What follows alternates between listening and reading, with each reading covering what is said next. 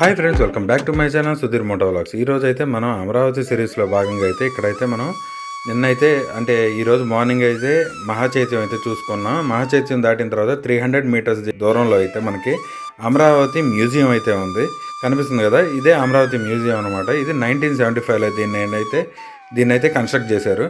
మనకి అప్పుడు వరకు జరిగిన ఇది ఎక్స్కవేషన్లో ఇవన్నీ అమరావతిలో ఏమేమైతే జరిగినాయో వాటితో పాటు మనకి మిగిలిన లొకేషన్లో అంటే కృష్ణ, వైజాగ్, తర్వాత ఇంకా కర్నూలు ఇట్లాంటి దగ్గరలో అంతా ఎక్స్కవేషన్లు అయితే జరిగినాయి కదా. అక్కడ ఇవన్నీ తీసుకొచ్చి అయితే ఇక్కడ పెట్టున్నారనమాట.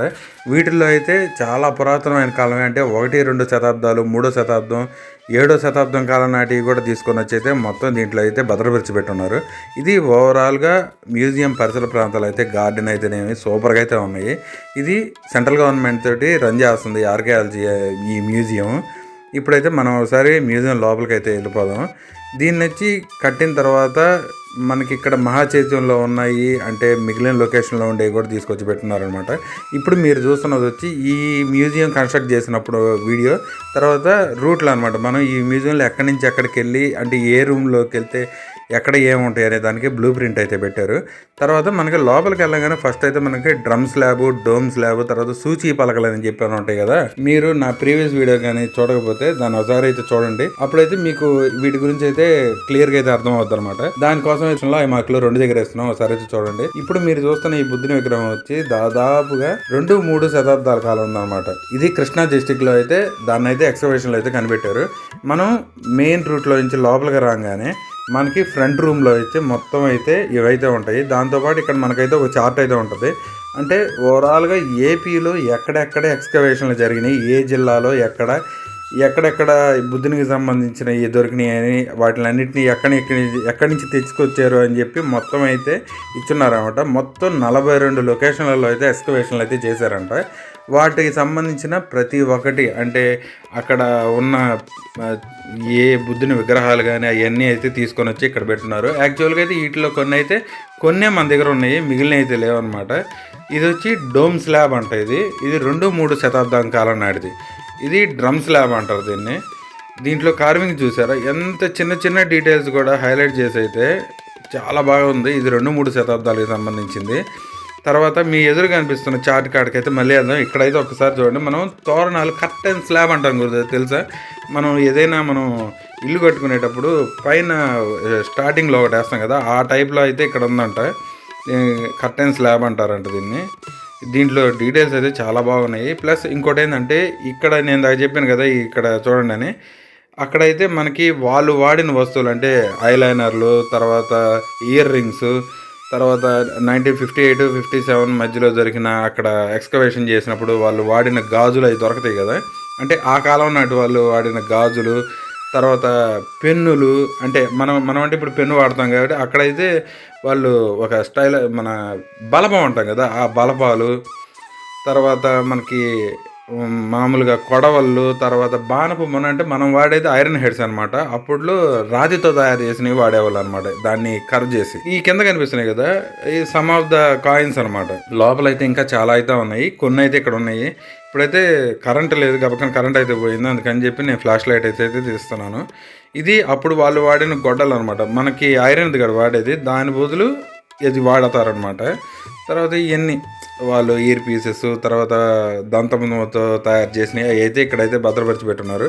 ఇది ఇక్కడ ఈ ఫోటోలో మీరైతే చూస్తున్నారు కదా, ఇదైతే మనకి మహాచైత్యం కాడ మనకి బుద్ధుని దొరికినాయి అని చెప్పాను కదా, అంటే మనకి బుద్ధుని అస్థికలు అయితే దొరికినాయి అని చెప్పాను కదా, అవి అయితే ధాతువులు అయితే ఈ క్రిస్టల్స్లో అయితే పెట్టి దాంట్లో అయితే దొరికినాయి అంట. ఈ క్రిస్టల్స్లో అయితే మొత్తం అయితే 5 అయితే ఉన్నాయని చెప్పిన, 5 హోల్స్ చేసి, తర్వాత దక్షిణం వైపు ఉండే దాంట్లో అయితే 5 హోల్స్లో అయితే దొరికినాయి అని చెప్పాను కదా, అవి వాటికి సంబంధించిన ఫోటోలు అయితే ఇక్కడ మనకి డిస్ప్లే అయితే పెట్టారు ఆయక స్తంభాల్లో. తర్వాత మనకి సెంటర్లో అయితే ఇక్కడ పెట్టినా చూసే కూజాలాగా, దీంట్లో కూడా కొన్ని అయితే ధాతువులు అయితే క్రిస్టల్స్ అయితే స్ఫటిక బరిణలు అంటాయి, వాటిని అయితే పెట్టినారు. చూస్తున్నారు అక్కడ ఈ స్ఫటిక బరిణలో బుద్ధుని ధాతువులు అయితే పెట్టున్నారంట. మనకైతే ఇంతవరకే పర్మిషన్ అయితే ఉంది, ఇంకా దగ్గరికి వెళ్ళడానికి అయితే పర్మిషన్ లేదు. ఇవన్నీ బుద్ధుని ధాతువులు అంట.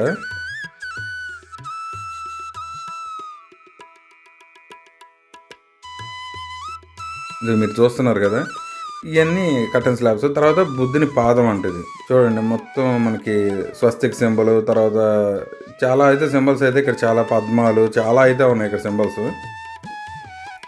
వీటితో పాటు అయితే మనకి ఇంకా చాలా అయితే ఉన్నాయి. ఇది ఒక్కసారి ఓవరాల్గా ఈ రూమ్ అయితే ఒకసారి చూపిస్తాను చూడండి. ఇదైతే దీన్ని డోమ్ స్లాబ్ అంటారు. వీటికి ఒకదానికి సంబంధం లేదు. ప్రతి ఒక్క డోమ్ స్లాబ్కి దాంట్లో ఉన్న కార్వింగ్స్ మొత్తం అయితే డిఫరెంట్గా అయితే ఉంటాయి. మీరు ఇక్కడ చూస్తున్న బుద్ధుడు కూడా దాదాపు 2వ శతాబ్దం కాలం నాటి బుద్ధుడు విగ్రహం ఇది. అంటే కొన్ని మన దగ్గర ఉన్నాయి, కొన్ని వచ్చి బ్రిటిష్ మ్యూజియంకి, తర్వాత మద్రాస్ మ్యూజియంలోకి అయితే అక్కడ ఆ రోజుల్లో అయితే తీసుకొని వెళ్ళారంట. మిగిలిన అయితే ఇక్కడ ఉన్నాయి.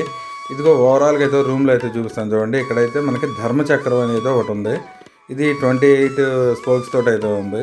తర్వాత ఇందాక చూపించాను కదా బుద్ధుని పాదాలు అని చెప్పి, అవి అయితే ఇక్కడ ఉన్నాయి.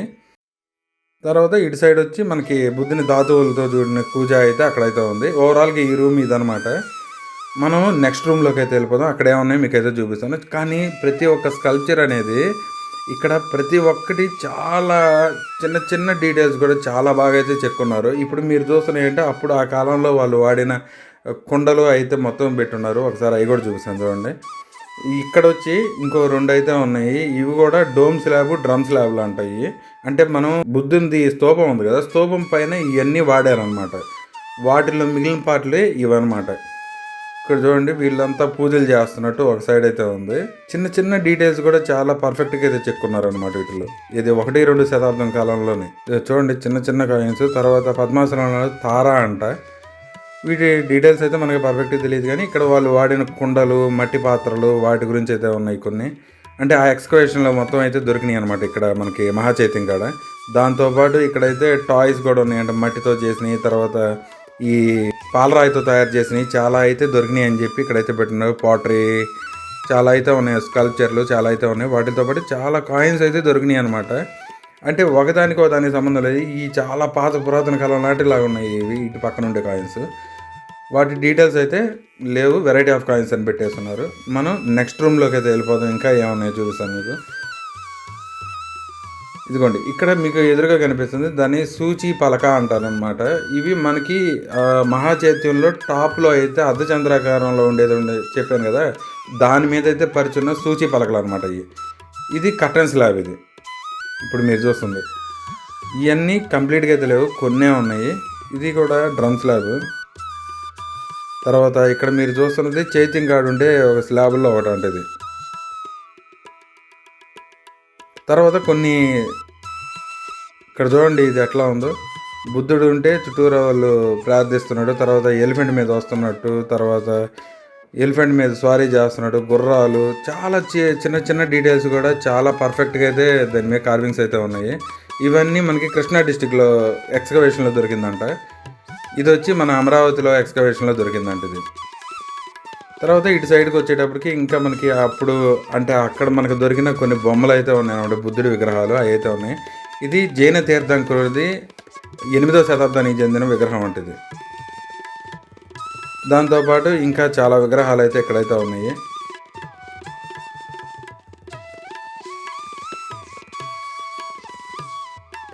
ఇవన్నీ మనకి అమరావతిలో దొరికినాయి అనమాట. దాంతోపాటు ఇక్కడ మనకు ఒక స్తంభం అయితే దొరికింది, దాంట్లో మీద అయితే ఫుల్ కార్వింగ్స్ అయితే ఉన్నాయి. నేనైతే గూగుల్లో ట్రాన్స్లేషన్ అయితే పెట్టాను, అదైతే చెప్పలేకపోయింది. తర్వాత ఇక్కడ మనకి ఒక బాక్స్ అయితే ఉంది, దాంట్లో అయితే కింద చూసారా ఒక డాగ్ షేప్లో బొమ్మ అయితే కనిపిస్తుంది, కానీ అది చాలా డిఫరెంట్గా అయితే ఉంది. అది లైన్ హెడెడ్ విత్ బీక్ అంట, అదేందో ఊహాజనితమైందంటది, కానీ అదే గబక్కని చూస్తే హచ్డాగ్ లాగే ఉంది అది కూడా. తర్వాత బోధిసత్వ పద్మపాణి అని చెప్పి 3 విగ్రహాలు అయితే ఉన్నాయి ఇక్కడ. దాంతోపాటు మనకు అమరావతిలో అయితే ఇక్కడ ఇంకోటి అయితే ఉంది, మనకి ఒంటె బొమ్మ కూడా ఒకటి ఉంది. తర్వాత దీన్నైతే మనకి నంది విగ్రహం అయితే ఇక్కడ ఉంది. ఇది అమరావతిలో అమరేశ్వర స్వామి వారి దగ్గర అయితే దీన్నైతే అక్కడ ఎక్స్కవేషన్ అయితే చేస్తే అక్కడ దొరికిందంట. సింగిల్ పీస్ అంటే ఒకే రాయి మీద చెక్కిందనమాట మొత్తం ఇది. దీని డీటెయిల్స్ అయితే నెక్స్ట్ లెవెల్ అయితే ఉన్నాయి. చూడండి మనకి మెడలో వేసిన పలుపు తాడుకి అయితేనేమి, తర్వాత దాని మీద వేసిన డిజైన్, ఒక క్లాత్ లాగా పైన అయితే వేస్తున్నట్టు మొత్తం అయితే చాలా బాగుంది. వీడియోలో కనపడే దానికన్నా రియాలిటీకి అయితే లుక్ అయితే డిఫరెంట్గా అయితే ఉంది బొమ్మ, నంది విగ్రహం చూడండి.